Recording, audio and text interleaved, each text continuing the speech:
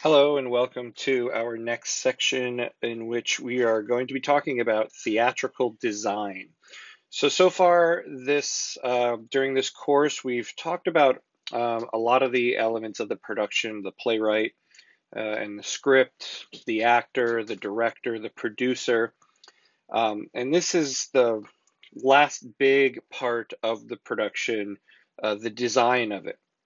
So everything we're going to be talking about in this section is everything that would be covered under number 6 on Aristotle's list of elements, number 6 being spectacle. So we're going to be talking about the actual design of a production now. So what we're going to be talking about, there are 4 areas of design that we're going to cover in this section, and those are the sets, the costumes, the props, and the lights. Um, of course, sometimes there could be other aspects of design that might be part of a production. A lot of shows now will incorporate projection designs, things like that. So projections of stuff on stage. Sometimes even videos themselves, you'll need a video designer for a stage show. But those are still very much specific to certain shows, to certain productions, and it's not something that you'll find on every production. But for the most part, every production will have a set, a costume, a prop, and lights. So we're going to go through all 4 of these elements in the next section. So we'll start with the first one, sets. So, as most sections that we cover, we'll start with the most basic and obvious question. What is a set? And very simply, a set is the visual representation of the story. So it doesn't always need to represent a location, which is why I say the visual representation of the story. So most times the set is going to represent to you what the location is, but sometimes it won't. It's not necessarily the location, as you saw in our section on theatrical genres. If you're dealing with an abstract or experimental show, they might not be representing an exact location, and so it could be a little more abstract. But for the most part, they're representing the location of the show. Now, there's one rule to keep in mind when it comes to set design, and that is there's always a set, even if there's nothing on stage. Every production has a set, even if there's nothing on stage.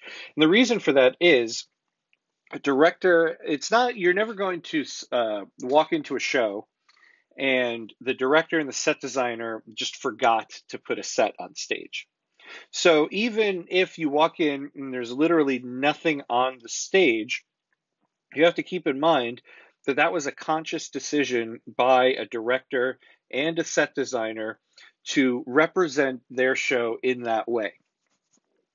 Now, that's not to say that it's a good set. It could be, it could be a poor choice. It could be a not a very well constructed set. And sometimes a minimalist set, very little on stage, is a great way to represent a show. So, but either way, there is still a set. So even if it's the most elaborate thing ever, there's a bunch of stuff all over the stage, or there's literally nothing on the stage, there is a set. And it's because of that reason that there really isn't a beginning point to set design. Like all the other sections, we went back and we saw where it began. But when it comes to design elements, or specifically when it comes to sets, there is no beginning point because there's always been a set. Now, like you saw in our section on theatrical genres, certain periods of time, certain movements in theater had different emphasis on how much of a set you would put on stage. But again, even those periods of time where they didn't put anything on stage, that was still a set. And so there isn't really a clear beginning point to give you. So for example, a very minimalist set is the show Waiting for Godot. Waiting for Godot has a very famous set because of how simple it is. It's very simply just a rock and a tree. That's all it is. The opening stage direction just says that there's a rock and there's a tree. And because it's not because the play doesn't take place in a specific geographic location, it's kind of an unnamed place and time. There's not much else you really need to put on the stage. And because it is an absurdist play or an avant-garde play, um, you really don't want to put more than that on there. Because again, you're not trying to portray reality in that show. You're outwardly portraying the theme of the show, and so that's all you need. But for the most part, the majority of shows you'll probably see the set is going to represent the location of the play. And if you think about it, the set designer is probably the most important person in the production. Many of you who are in theater who aren't set designers might be yelling at your screens right now about that, but think about it this way. When you go into a theater and you sit down, what are you physically looking at? You're looking at the stage. You sit down before the show begins, you get situated, and you look at the stage. Now, maybe it's a show where the curtain is closed, but the majority of shows don't really do that anymore. Most shows on Broadway you go to won't have a curtain closed. You'll walk in and you'll see the set. So think about it. Before an actor steps out on stage, so before you see any bit of a performance, before you hear a word of the script, before you see any of the directing, the first thing you're going to see is the set design. And you're going to make some assumptions about the show based on that design. If you walk into a theater and the stage looks like a train station, what are you going to assume? You're going to assume that this show takes place in a train station. If the show begins and it has nothing to do with trains, does not take place in a train station, then at the end of the show you're going to say that was fine, but what was with the whole train station look of the stage? That made no sense. So you're going to learn a little bit about the show. You're going to make some assumptions about the show before it even begins based on looking at the set. So let's talk about the person responsible for creating that set, the set designer. And there are some specific responsibilities that the set designer has when it comes to creating the set. And the first one is establishing time and location. This is actually going to be a responsibility you'll see that all designers have. But it's very important in the set designer. This is first and foremost one of their big responsibilities. So how does the set designer establish time and location? Well, when it comes to location, that's pretty self-explanatory, right? The location is based on what the stage looks like. What location are you representing on stage? What items have you put on stage to represent your location? But the more complicated aspect is time. How does a set designer establish time with the set? So when you look at a set, when you walk into a theater, you start to make some assessments about the show, and a lot of them might be subconscious. It might not necessarily be something that you're even necessarily thinking about. So, for instance, if you walk into a theater, you sit down, you look at the stage, and it's an office. It's somebody's office at home, and there's a desk, and on top of the desk is a laptop that looks like that picture right there. What time period do you think we're in? That looks, more like a modern laptop. So you're probably going to assume it's present day. Um, and so when the show begins, you're going to begin the show with the assumption that we are in present day. Now, take the same location, somebody's home office. You walk in, you sit down, and on the desk, it's a computer that looks like that. It's a big boxy desktop computer. It's got the mouse and the large keyboard like that, and You don't see it in this picture, but behind it, there's a whole bunch of cords and everything all over the place, and the monitor is very thick and deep. What time period are you going to assume that we're in? Probably the early 2000s, the 90s, maybe even the mid 90s. And so you're going to begin the production under that assumption. Now, same thing. You walk in, you sit down, home office. On the desk is a typewriter. What time period are you going to assume it is? Probably the 60s, the 70s, maybe even into the 80s. But you're going to begin with that assumption. And now again, same home office, a desk, and on the desk is a parchment with a quill and an inkwell. So what time period are you going to assume we're in? Probably 1600s, 1700s. I mean, there's a long period of time that could apply to. Now, if you think about it, all four of those locations, they're all the same location. It's all somebody's home office on a desk. All of these items are actually all the same exact item, but the only difference between them is the time period that they come from. So, immediately when you sit down and look at the stage, you're going to make some assumptions about the time period of the show based on the time period of the items on stage. So the set designer can very quickly establish the time period of a show based on the items on stage. Sometimes a set designer could even establish a specific year or something like that. If you walk in and there's you know, an Obama hope poster,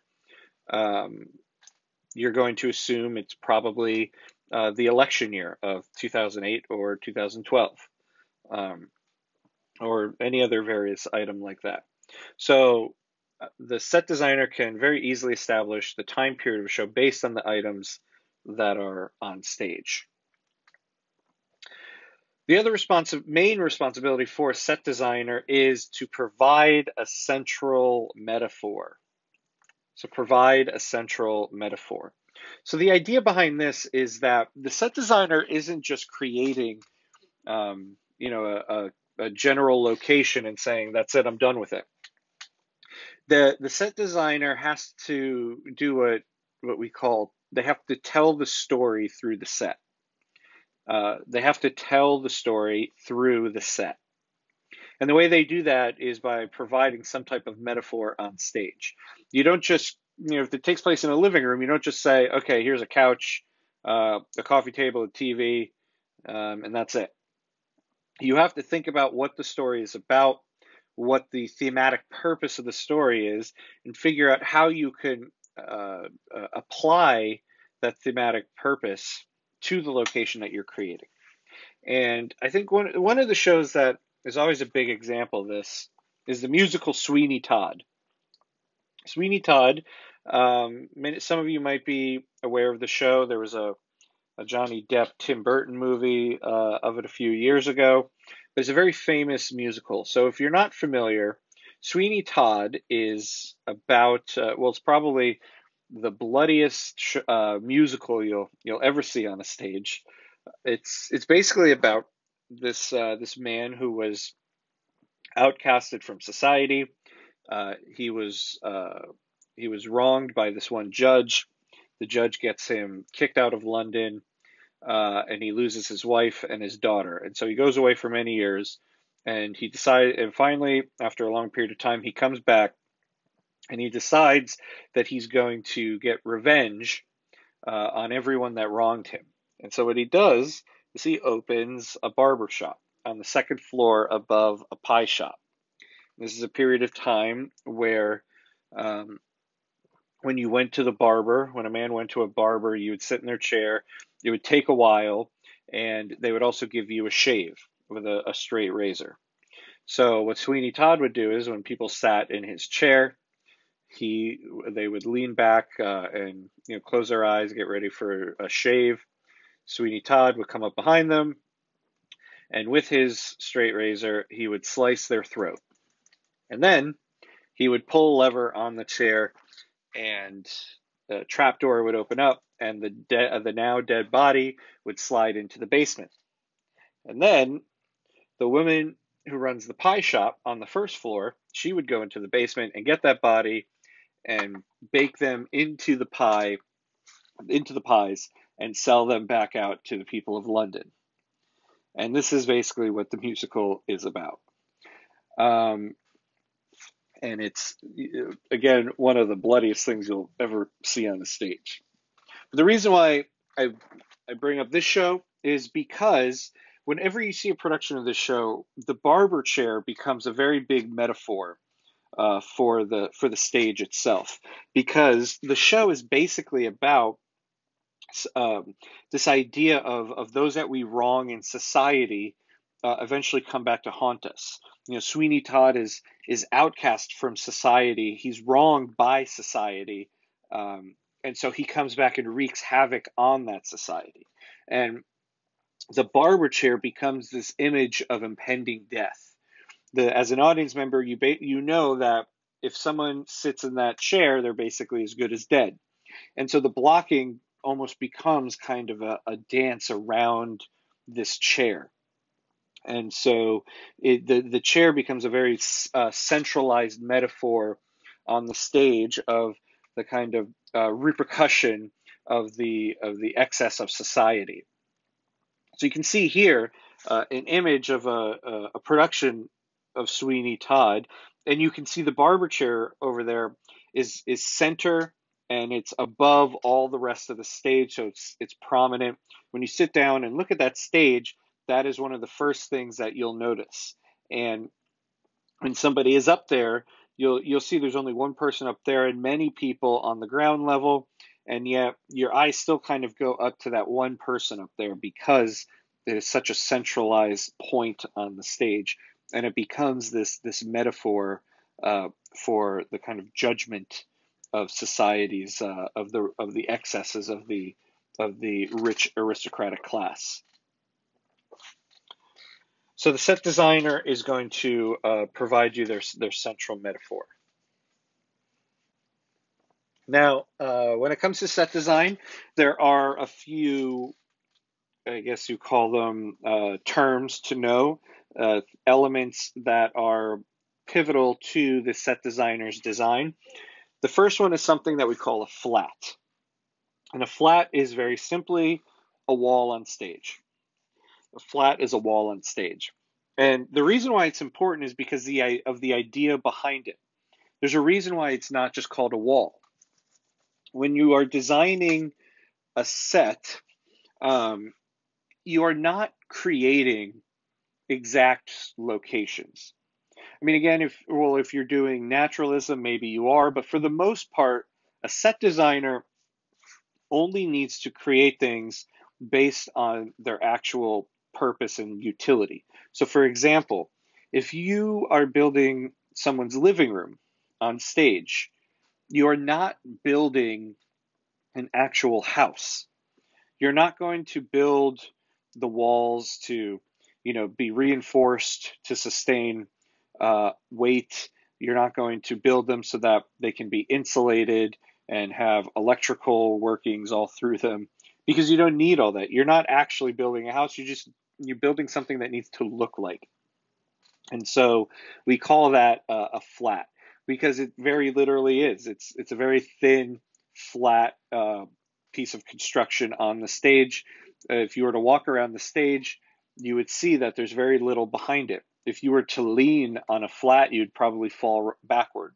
Now, if there is a point in the show where one of the actors needs to lean on a wall, then the set designer will reinforce that specific section of the wall so that somebody can lean on it. But it would only be that spot where the actor is going to lean. It wouldn't be the entire wall, because, again, there's no purpose for that. The wall doesn't need to withhold weight. It just needs to look like a wall. And so it's an important element, or it's an important concept behind set design, that you're only creating things as far as the purpose for them, or the utility need for them. And so On stage, a wall, we call it a flat, uh, specifically for that purpose. The next element is something called a fly loft, the fly loft. And the fly loft is the area above the stage not seen by the audience.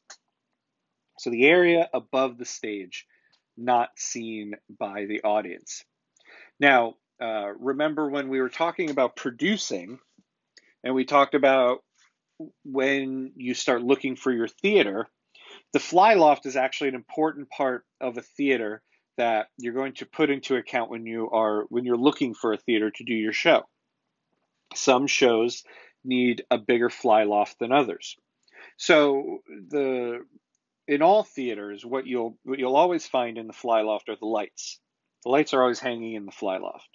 Now, some theaters have bigger fly lofts, some theaters have no fly loft at all. It's just big enough to put, the lighting grid there and that's it.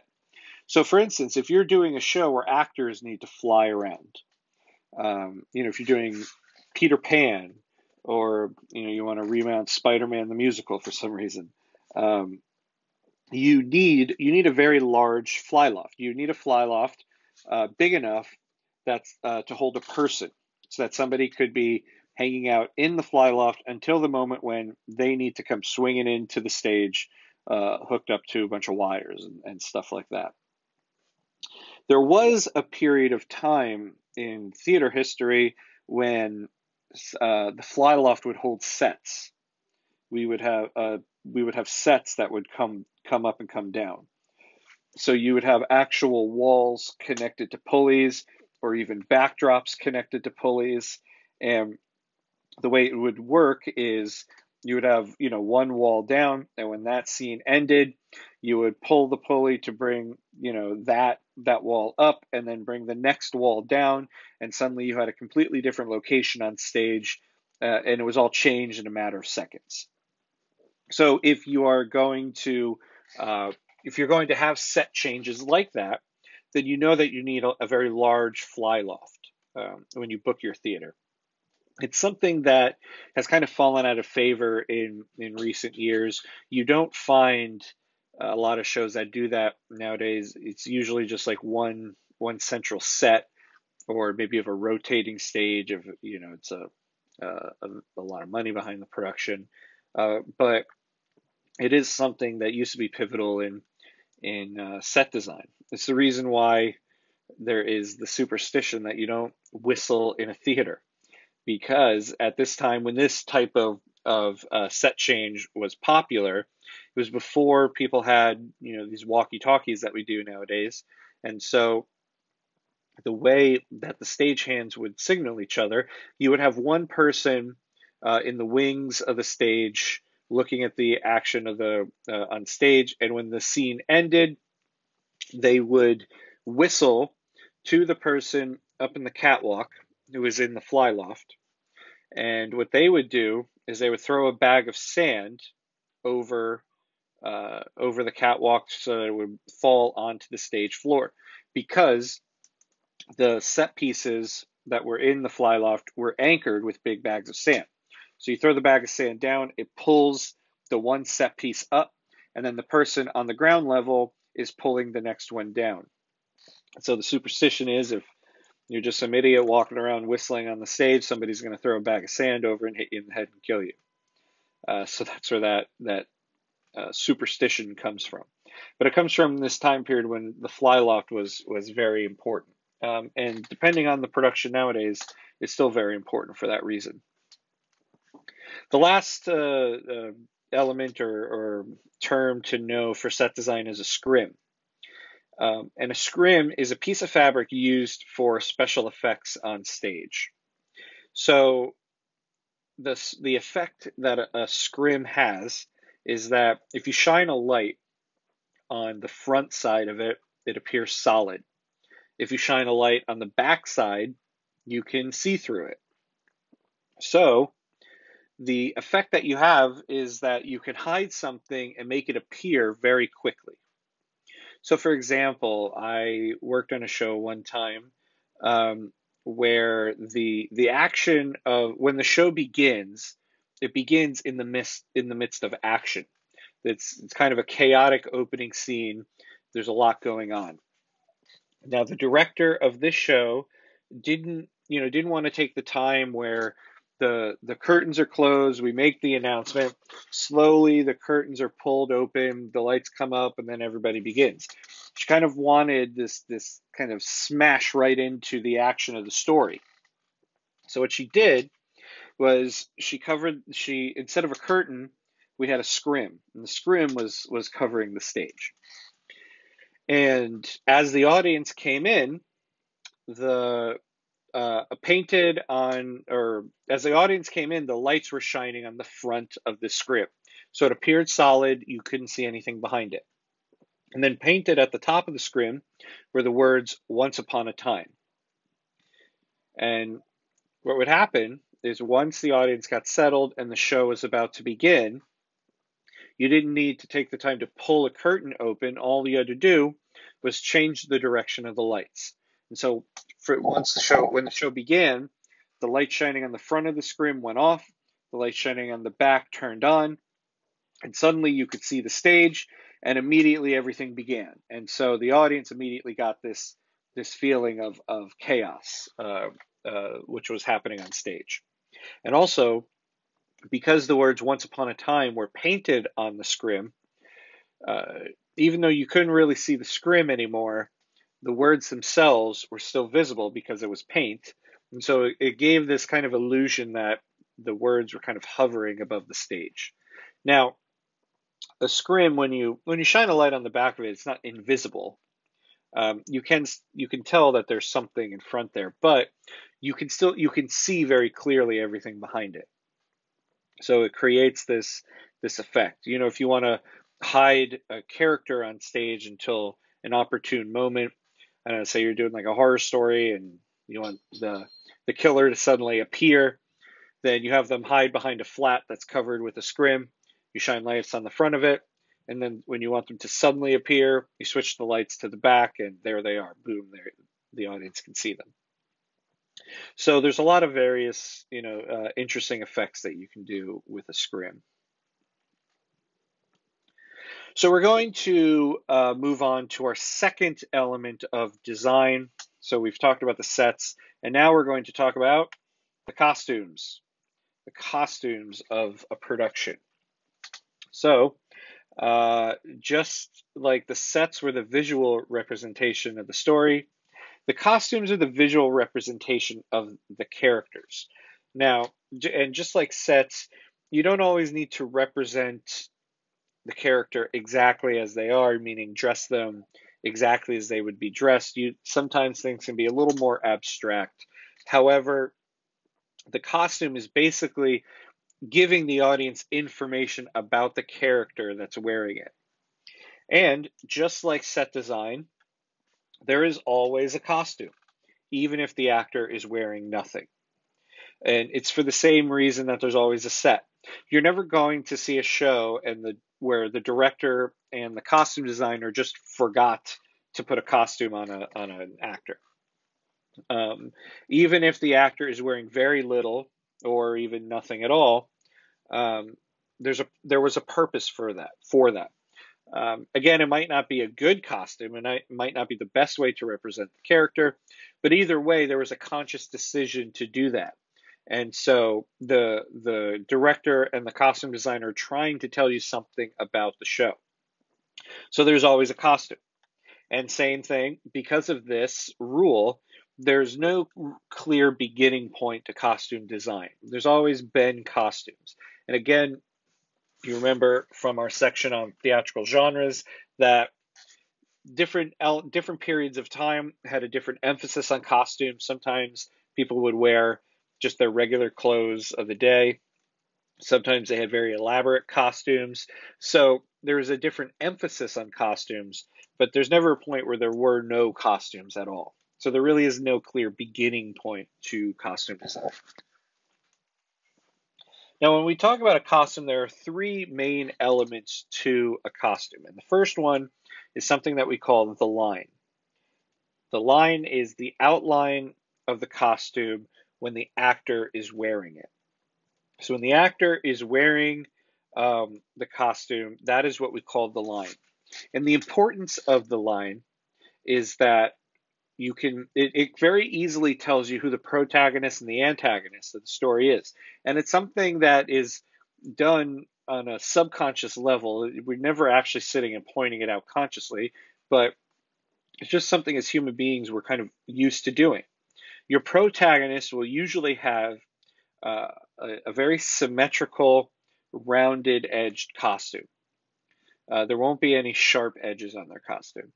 The antagonist will have some type of uh, non-symmetrical aspect to them. They'll have a lot of jagged edges to their costume, and so that gives us the impression of the antagonist. So look at this costume rendering that we have right here. Just by looking at the costume, you can kind of tell whether this is the protagonist or the antagonist of the story. And put a line down the middle of that drawing, and you see that it's very symmetrical. And you notice too that there's all rounded edges. There's not really any jagged edges to this costume. So this costume is probably some type of protagonistic character to the story. One way that you see this used very blatantly is in animated movies, especially Disney movies. Disney uses this idea a lot. I mean, mainly too because everything is drawn, not just the costume, but the character, the actor themselves. Um, but this is kind of a large example of it. So let's take the movie Aladdin. On the left side there, you have a picture of Aladdin, and you notice that it's all kind of a free-flowing costume. There's not really any jagged edges that much to his costume. Um, and though he's standing profile there, if you were to draw a line down the middle of him, he's also very symmetrical. Now look at the costume on the right of Jafar, who's the antagonist of the story.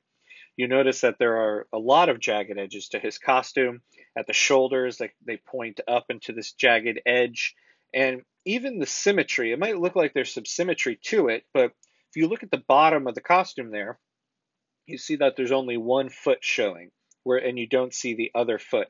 And so on a subconscious level, there's just something that seems off about the costume. And even the foot itself, you look there, it comes to a point, to a very jagged edge. And even his beard itself is a very jagged type of beard. And so this immediately gives us the impression of an antagonist. And so again, this is a very over the top example because we're dealing with animation, but the same idea applies in live stage productions. And it's a lot more subtle when you're dealing with live stage productions, but the costume designer is still aware of this when they are designing their costume. The second element of a costume is the color. And this refers to the color scheme of the costume. What is the color scheme of the costume? So by color scheme, we're referring to some type of recurring colors within certain characters. The color scheme is something that will sometimes help the audience know which character is which. For example, if you're doing Romeo and Juliet, the idea behind that story is that you have two feuding families, the Capulets and the Montagues. And so a lot of times the tension of the scene relies on the audience knowing that one character is from one family and the other character is from another family. So to give you an example of this, let's take a look at two pictures from Baz Luhrmann's movie version of Romeo and Juliet. This is a good example to use because his movies are so colorful and relies heavily on spectacle. It's a good example of this. So you notice on the left is a picture of the Capulets and Mercutio, who isn't one, but you notice the other four people in the picture, all very colorful costumes, kind of this beach theme to it. They're very bright, very colorful. Now look on the right, a picture of the Montagues. The Montagues are all dressed mainly in black, a very dark color scheme to them. And then let's look back in that first picture of Mercutio. Mercutio, again, is not a Capulet or a Montague, and so his costume doesn't fit either of those color schemes. So he's wearing more of a free-flowing costume, again, because he's more of a protagonistic character. And if you look at the picture on the right of the Montagues, theirs are kind of more jagged edge, not as free-flowing. And looking back at Mercutio, he doesn't have the bright, colorful scheme of the Capulets, but even though it's a one-tone costume, it's white as opposed to the black and red color scheme of the Montagues in the right there. So his costume is differentiated from the other two. So the color scheme of these costumes are become very helpful for the audience. The third element of a costume is the fabric. And this is very simply just the material used to create the costume. So as a costume designer, you need to be knowledgeable of all the different types of fabrics available to you in order to achieve the effect that you're looking for with the line and the color. So the three elements of a costume are the line, the color, and the fabric. So let's take a look at the responsibilities of a costume designer. So just like the set designer, you're going to establish time and location. So how do you establish time with a costume? Well, same idea with the sets. With a costume, you're going to look at the time period that the clothing comes from. What time period is it? A large example of this would be somebody comes out wearing orange parachute pants, that were probably in the 80s. That's probably not present day. And there's various other ways that you can tell, a time period that a costume comes from, whether it's something contemporary like that, so differentiating decade, or something that looks very old that gives us an idea of a certain period of time. But we're going to make assumptions about the time period of a story based on the time period the clothing comes from. Same thing with location. We can tell some type of geographic location from a costume. What type of clothing is the actor wearing? You even know from the United States itself, everyone dresses slightly differently based on what section of the country that you're in. And then you add that to the larger part of the world. What culture does a costume come from? And that'll give you some type of geographic location. So you can establish time period and geographic location with the costume. And then, again, establishing the characters' identities, example, protagonist, antagonist, basically what we just talked about with the example from Romeo and Juliet with the color scheme. But you're going to take that a little bit further, not just with the color scheme, but with the costumes themselves, establish some type of identity of the character. Are they a protagonistic character or an antagonistic character? So we're going to move on to the third element on our list here. We talked about sets, we talked about costumes, and now we're going to talk about props. Now, there's not as much to do when it comes to props, but there is one important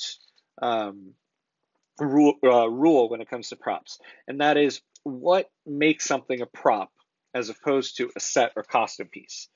And what makes something a prop is that it is an item that is physically used on stage for its intended purpose.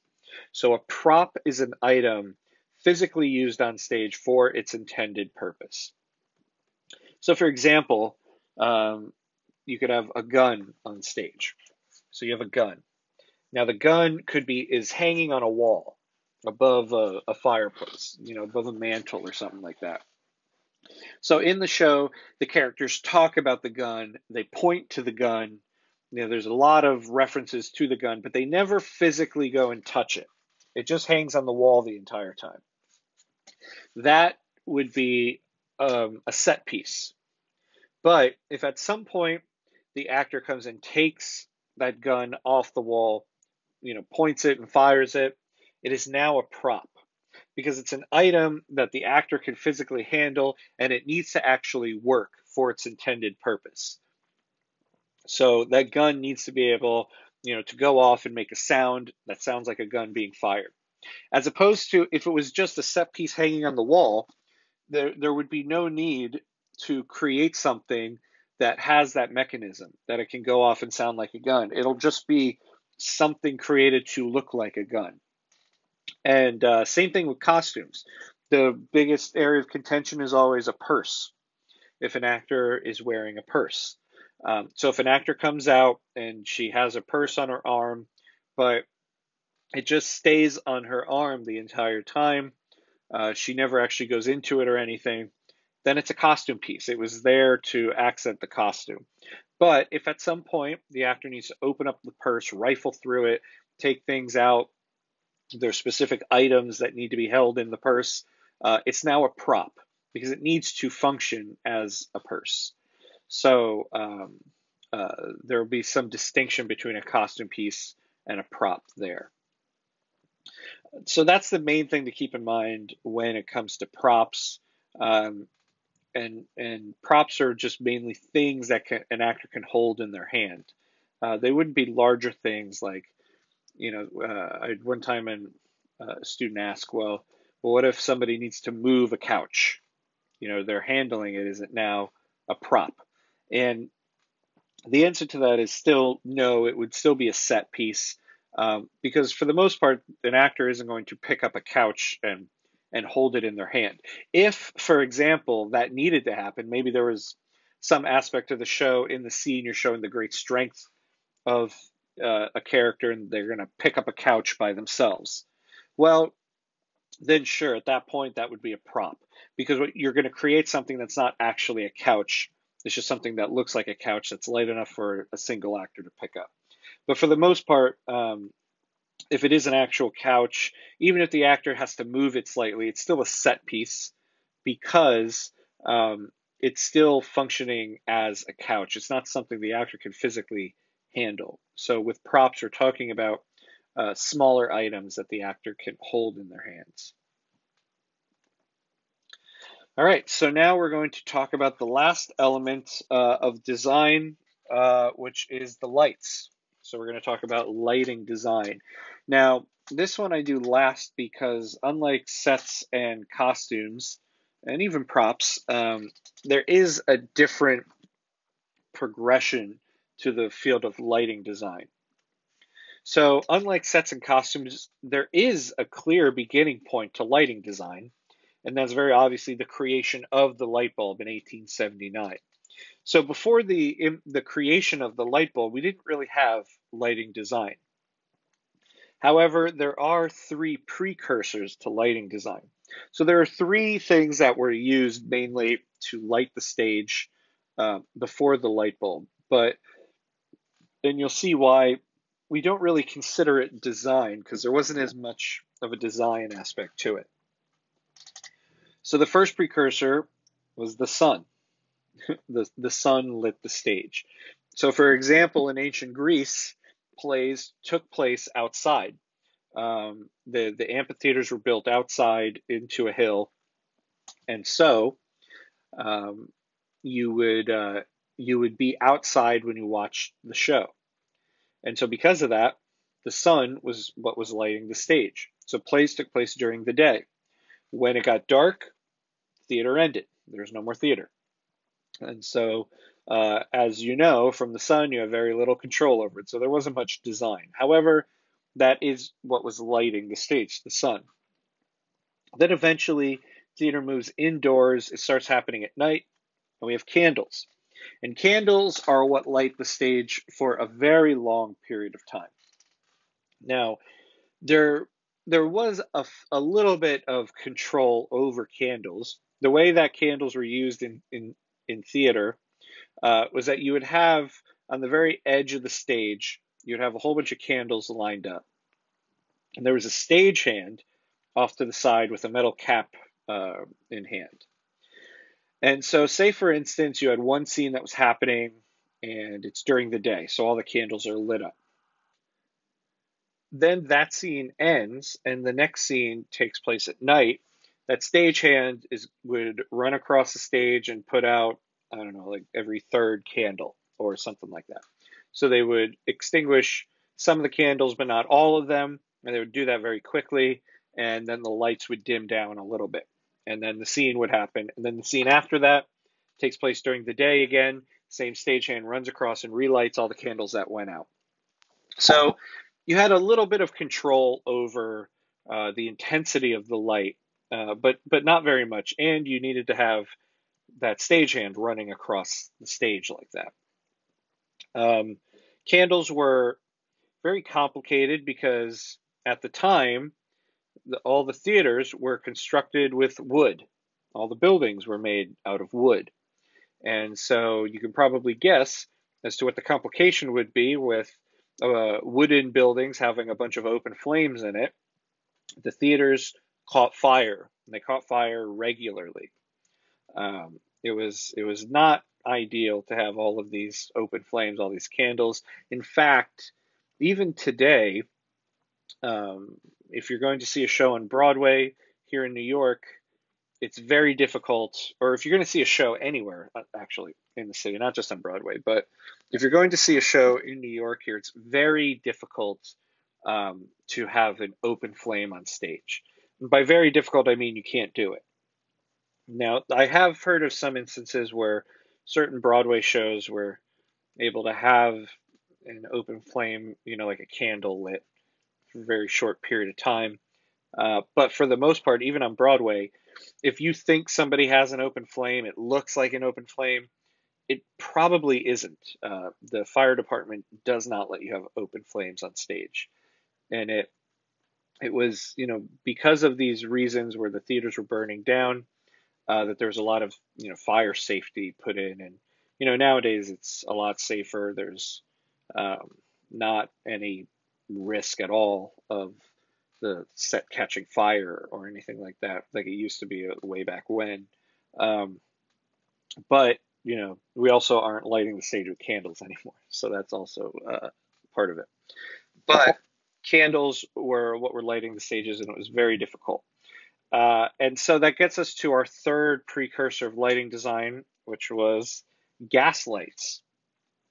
Gas lights. So eventually people stopped using candles and they used gas lights. And what these were it was this big metal contraption on the stage that had a flame that was enclosed in this metal thing, and the flame was being lit through gas being fed to it. So this was in many ways a lot better. For one, you didn't need that stagehand running across the front of the stage, extinguishing candles and relighting candles. You now could have a stagehand backstage that was controlling the feed of gasoline to the light. And so you could control the intensity of the light uh, based on how much gasoline you were feeding to it. So it gave you some control over it. Um, it was a lot safer. If you needed to put out the flames that were on stage, you just quickly cut the feed of gas to the light and it would go out. However, there were some difficulties with it. One, set designers hated them because they were a very large metal like thing that was on stage, and it was very aesthetically unappealing. They didn't really look good, and it was very hard for set designers to really incorporate them into their set design. The other problem with them was the smell of gasoline. Uh, when you walked into the theater smelled like a gas station, and so it was not very ideal, especially considering the smell of gasoline will eventually put you to sleep. So the last thing you want to do is have a very long play. You're going to do Hamlet on a bridge. It's going to be about 4 hours, and you have the smell of gasoline putting your audience to sleep. So gas lights were a little better. They gave you more control over the light. It was a little safer, but it still wasn't ideal. So eventually all of this changes in 1879 with the creation of the light bulb, and we finally we start lighting the stages with a light bulb. And that is what creates the field of lighting design. And so now we have somebody on the production who's considered a lighting designer, somebody who needs to design the lights. And so now we have the need for certain responsibilities. Just like all the other designers, the lighting designer is going to establish time and location. So how do you do that? Well, the lighting designer can establish time very simply with the idea of day and night. Is it day or nighttime? Is it lit up or is it not lit up? And then with location, the lighting designer very subtly can give you an idea of location based on whether you're inside or outside. If wherever you are right now, if you're indoors, take a look at whatever is lighting the light in your room right now, and you will notice the light looks much different from sunlight. An artificial light does not give off the same type of light that the sun gives off. However, you can create the effect of natural light from an artificial light. You can make the light coming out of an artificial light look like or resemble sunlight. And that is where the study of lighting design begins, how you can actually create that effect. But lighting designers will do this all the time. And so you might not even notice it, but subconsciously you'll see the lights and you'll immediately know if this is inside or outside. The next responsibility is a very obvious, practical one: visibility. Who is seen and who is not seen.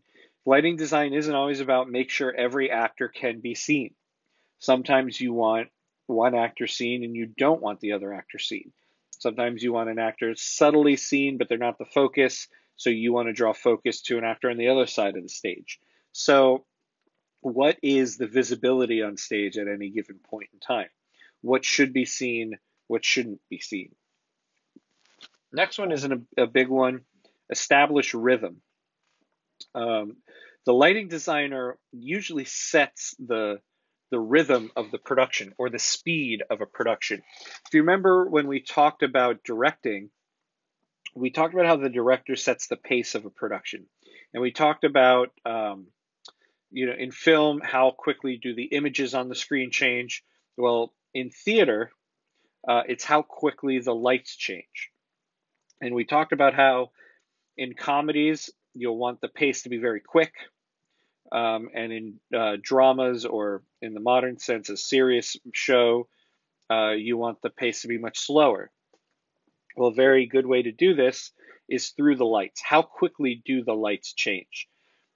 Even if the actors are taking a very slow pace, if the lights are changing very quickly, it's going to give the impression of a very quick pace. And even if the actors are moving at a very quick pace, if the lights don't change very often, then you're going to feel like the pace is a little bit slower. So the lights really establish the pace of a production. And so the director is going to be mindful of that when they're trying to set the pace or the rhythm of their show. And the last responsibility of a lighting designer is to create the mood of a show. So you create the mood through something that we call a gel, G-E-L.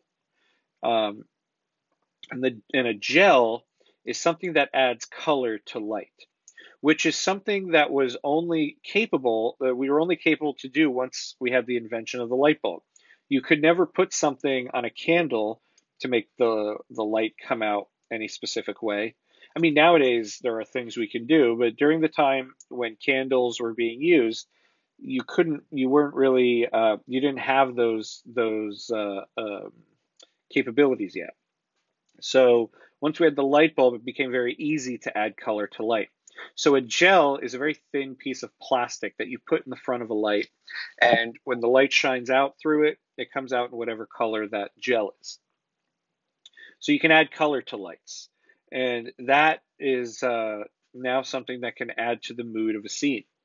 If you have, say, a very passionate scene, whether it's passionate on the side of love or passionate on the side of anger or fight scene or something like that, you're going to have very strong, passionate colors. Like a red or an orange or something like that.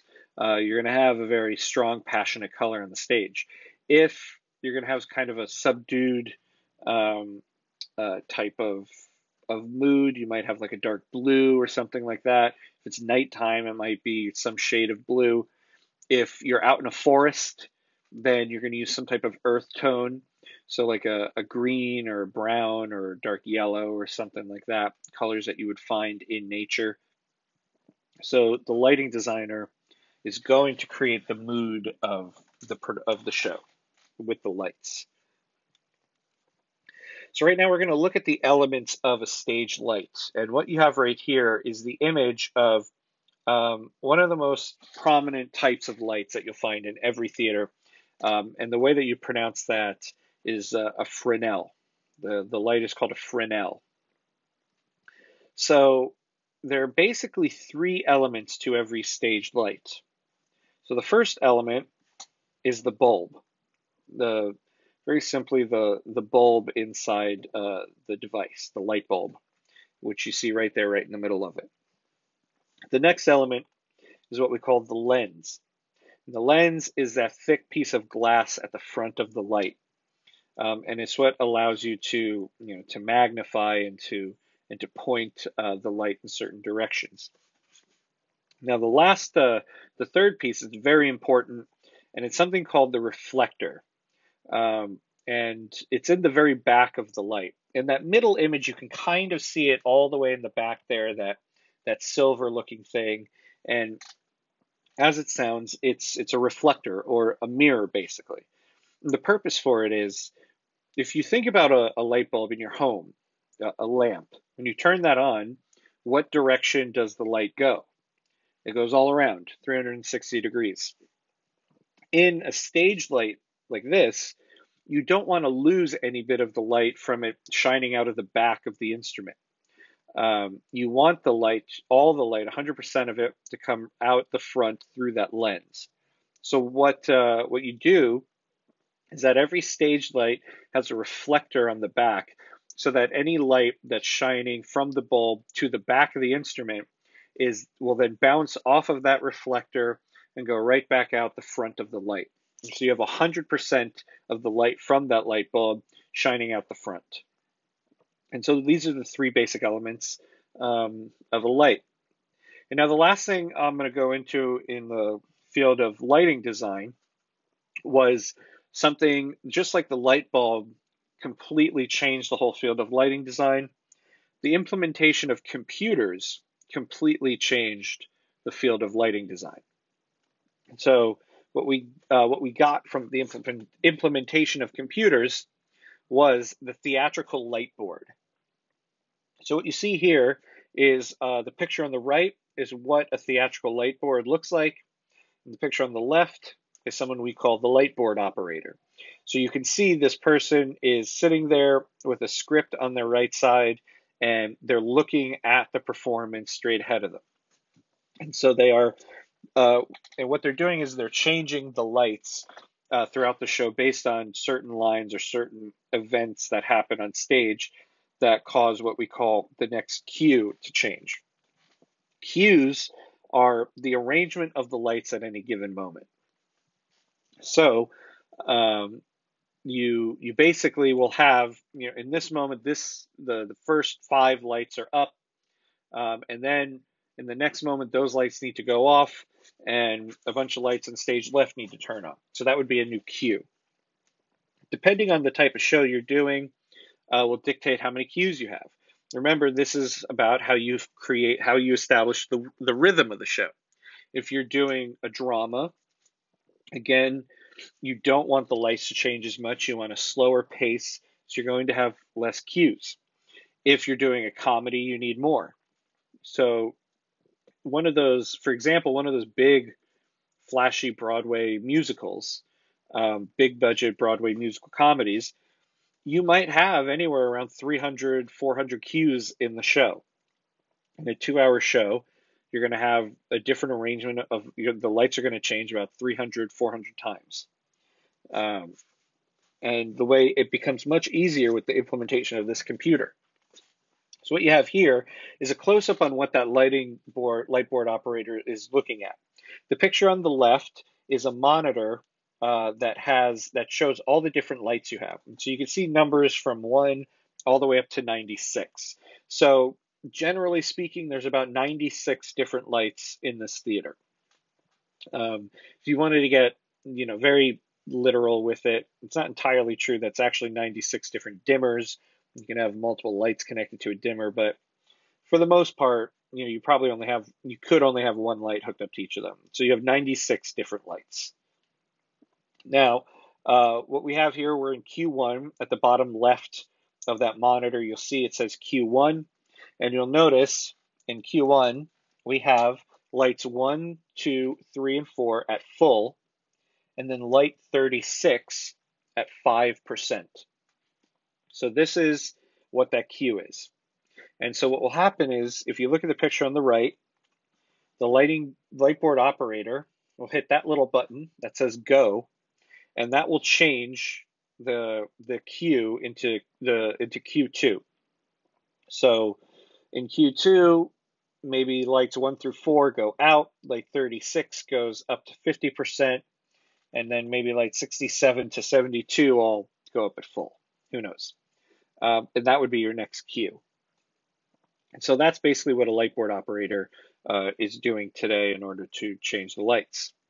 Now, how the lights worked before the implementation of computers was this. This image here is the image of what we call a dimmer room. So before the computerized light board, we had what was called a dimmer room. This is a room usually below the stage.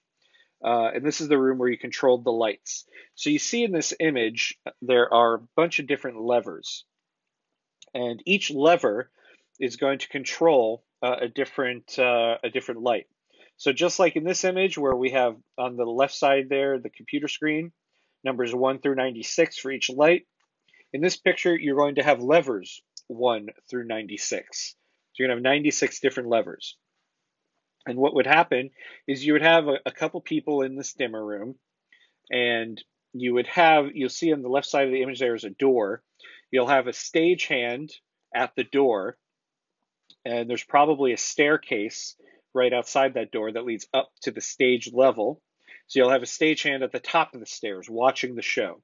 And when it comes time to change to the next cue, they'll call down from the stage level down the staircase to the stagehand at the door and say Q3. And the stagehand at the door will tell everybody in this dimmer room to change to Q3. And so everyone just needs to know exactly what the arrangement of the levers are there. So one person puts one lever all the way up, the next person puts it all the way down, the next person puts one lever, halfway up, another one puts it about a quarter of the way up. And so, you'll have 4 or 5 people, 6 people running around like crazy in this room to change all these lights in a given second or a couple seconds. And then they'll wait for the next cue to happen. And so again, remember, if you're doing a musical comedy, you might be doing this 300 to 400 times within a 2-hour period of time. So you can see why the implementation of computers into the field of lighting drastically changed everything, because you went from this situation where 5 or 6 people running around like crazy 300 to 400 times within 2 hours to this single person, the light board operator, looking at the stage, looking at this, and just hitting that little button on the left there, go. Q3, go. Q4, go. And that's all you need to do. So it was a very positive change in the world of lighting. So that's it. That's the end of our discussion on design. So again, we talked about the sets, the costumes, the props, and the lights.